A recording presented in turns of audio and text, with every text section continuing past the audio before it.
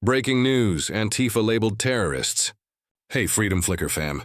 President Trump just made a bombshell announcement, designating Antifa a major terrorist organization after the shocking assassination of conservative activist Charlie Kirk.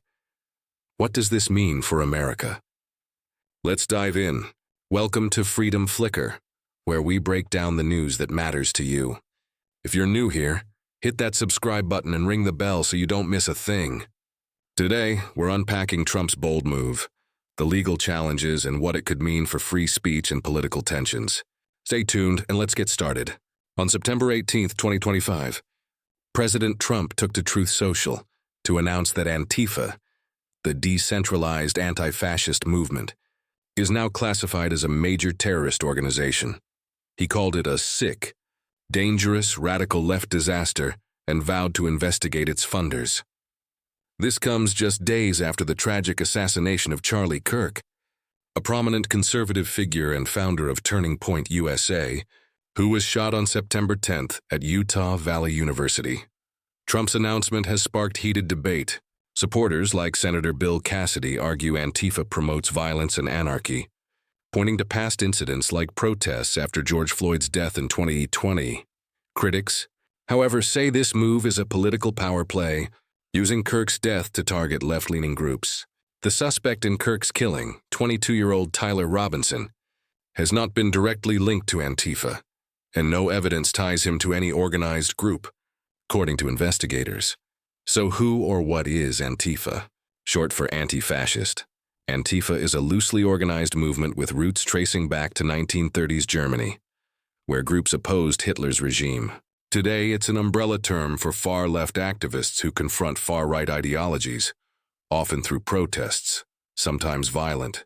They're known for wearing black, covering their faces, and engaging in civil disobedience. But here's the catch. Antifa isn't a single group. It has no leader, no headquarters, and no formal structure, which makes Trump's designation tricky. Antifa's been in the spotlight before, especially during the 2020 George Floyd protests, where Trump first floated this terrorist label. Back then, FBI Director Christopher Wray called Antifa an ideology, not an organization, highlighting the challenge of labeling it as a terrorist group. Here's where it gets messy. There's no federal process to designate domestic groups like Antifa as terrorists, unlike foreign groups like ISIS or Al-Qaeda. The State Department's terrorist list is for foreign entities, and domestic designations face First Amendment hurdles. Legal experts say Trump would need to change federal law to make this stick, which could spark free speech debates. Plus, targeting a decentralized movement like Antifa could lead to overreach, potentially chilling free speech or targeting political opponents. Critics argue this is a reaction to Kirk's death, rather than a clear legal strategy. This move comes amid rising political violence in the U.S. Both sides, left and right, have faced attacks, and polarization is at an all-time high. Trump's designation could escalate tensions, with some calling it a step toward cracking down on dissent, while others see it as a necessary response to extremism. So what happens now? Trump's team, including advisors like Stephen Miller, says they'll target Antifa's alleged funders and dismantle what they call a vast domestic terror movement. But without clear evidence tying Antifa to Kirk's killing, this could be a symbolic move to rally Trump's base. Investigations are ongoing, and the debate over Antifa's role in political violence isn't going away. Will this designation hold up legally, or is it more about sending a message? What do you think, Freedom Flicker fam?